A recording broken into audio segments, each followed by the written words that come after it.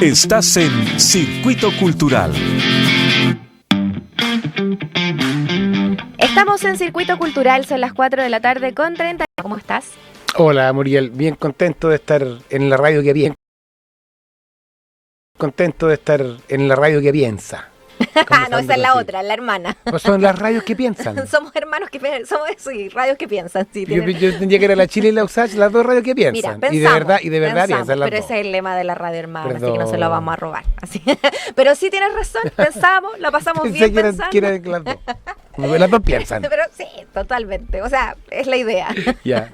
Oye, Pancho, de alguna manera el ir con esta historia ha sido muy biográfico también, ha sido muy de poder detenerte también a pensar y bueno, como conjunto, como compañía también, hacerse las preguntas, ¿no? Frente a esta historia tan reciente y hacerlo desde uno. ¿Cómo surge Conmemoración? Bueno, siempre tuvimos, como lo decimos en la obra, y lo dijiste tú también al comienzo, siempre hemos hecho durante muchos años, los últimos años, obras sobre la historia de Chile antigua, porque nos parece fundamental, aparte que son historias muy buenas todas. Sí. La historia de Chile es muy entretenida, tiene muchas cosas, carne teatral, nos ayuda a entendernos, y mientras más atrás, más nos entendemos. O sea, de hecho, tenemos que pensar que aquí en el Valle del Mapocho estamos hace como 10.000 años. Claro. No hace 500 ni hace 200. Entonces, ese tipo de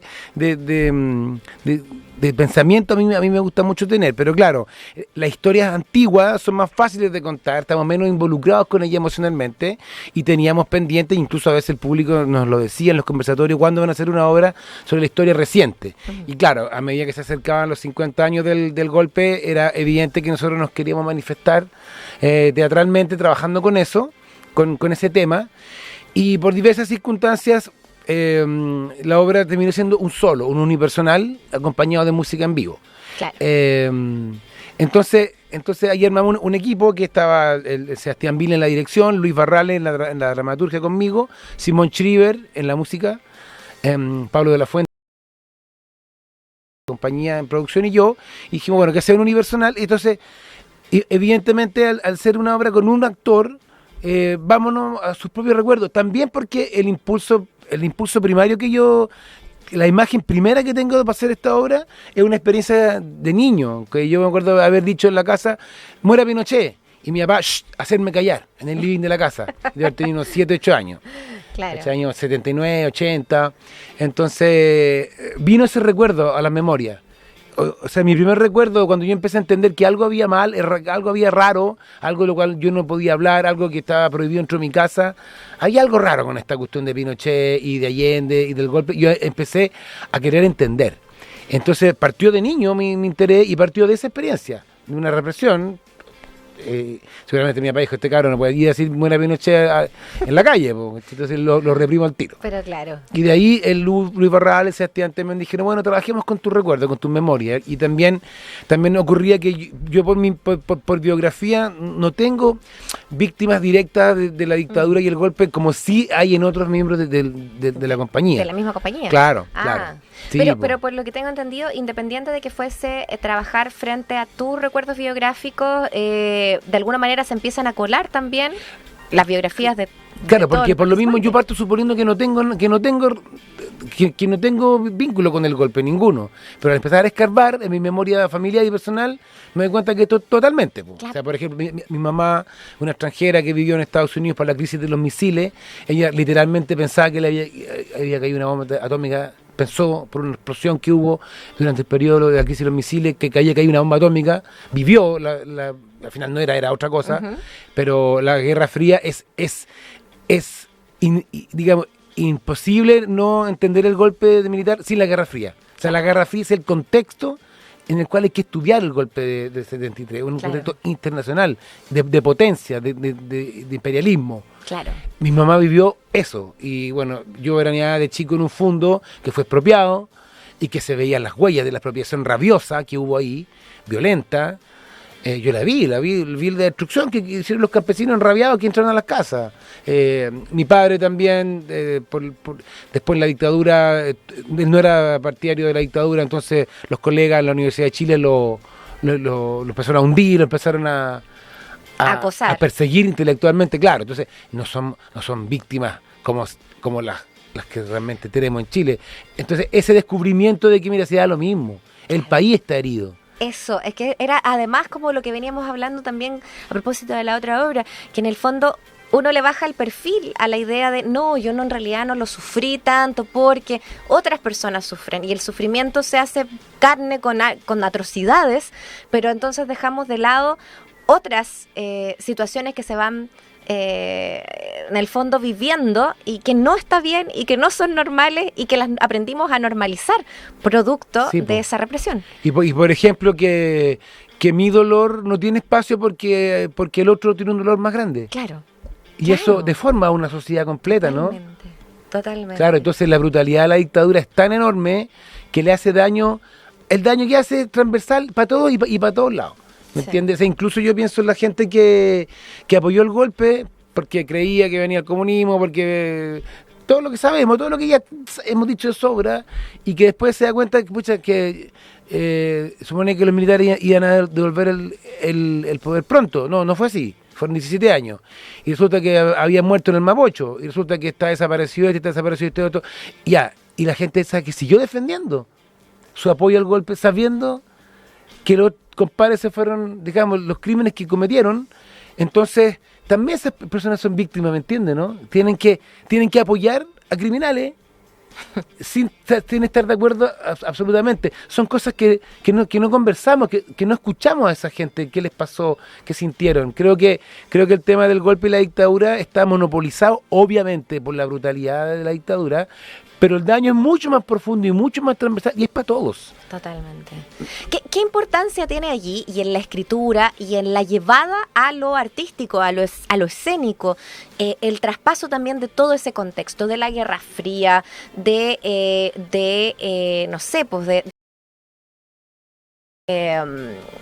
las regiones que estaban, no sé, pues las historias más atrás, ¿no? Ustedes también abarcaron el salitre, lo agrario, en fin, como las diferencias económicas acá en nuestro país y en ese contexto tan amplio.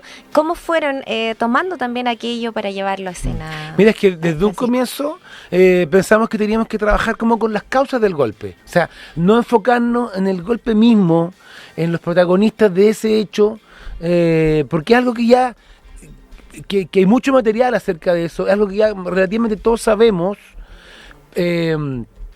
Es muy duro, lo sabemos mucho, pero por ejemplo, ¿hasta qué punto la Guerra Fría entre Rusia y Estados Unidos es un material que influye en el golpe? O sea, ese es un tema que a mí me interesa mucho más que decir lo que ya se ha dicho y lo que ya sabemos y que es horrible.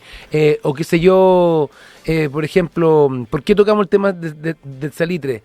Porque el tema del salitre es una pequeña síntesis del drama de lo que vivió la clase obrera y trabajadora campesina con el golpe, ¿no? O sea, la gente tiene una demanda, se organiza, se manifiesta, es reprimida violentamente. Fíjate que en Santa María de Iquique se murió la misma cantidad de gente. Y eso fue casi 60 años atrás. Entonces, nos parecía importante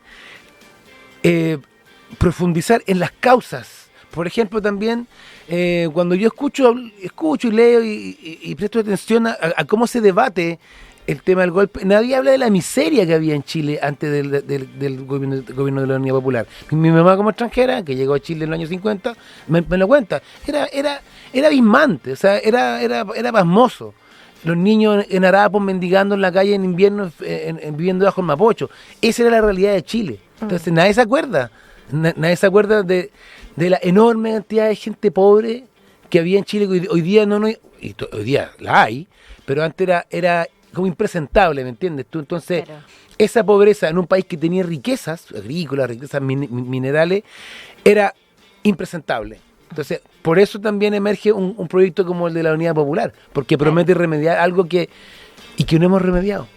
la injusticia de Chile y la falta de equidad. ¿Cómo se lee hoy día también? Porque ustedes siempre, y esa es una marca que hacen muy presente, porque si bien el teatro en general, a lo mejor siempre tenemos esa tendencia a ver una obra de teatro, vincularlo con lo que estamos viviendo, hacemos como esta cosa como de espejo, ¿no? Frente al público también, pero el trío Teatro Banda lo ha hecho directamente, no las busca por entre medio, las tira inmediatamente hacia esto que estamos viviendo.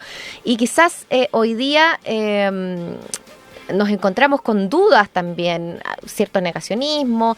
¿Cómo vamos a enfrentar quizás nuevas generaciones también de acá? ¿Cómo lo ves tú? ¿De qué manera se hacen cargo también de eso en la obra? Bueno, Francis, yo creo que es una obra de teatro, ¿no? También es importante que el público lo entienda claro, porque la gente se imagina que va a haber una especie de charla, seminario. No, es una obra de teatro con la ley del teatro, con la función del teatro, que es emocionar, que es hacer imaginar, que es divertir, en el sentido de la palabra, que significa mantener la atención del espectador. Es un espectáculo, es una obra teatral. Eso es importante decirlo. El tema es muy candente, muy contingente, entonces pareciera que uno va a ir a hablar como medio como de política, y no, es una historia, se arma una historia entretenida, profunda, con una música linda. Eso es como lo primero que el público tiene que entender. La gente va a pasarlo bien a la obra. Sí. ¿Me entiendes? Yo me acuerdo que trío, teatro, banda, uno se va a reír muchas veces de uno mismo, pero sí, se va a reír, lo vas a pasar bien. Sí, y creo que tu pregunta se responde con la respuesta que es una historia viva. O sea, yo estoy contando lo que viví el día del golpe, yo tenía 2 años y no me acuerdo.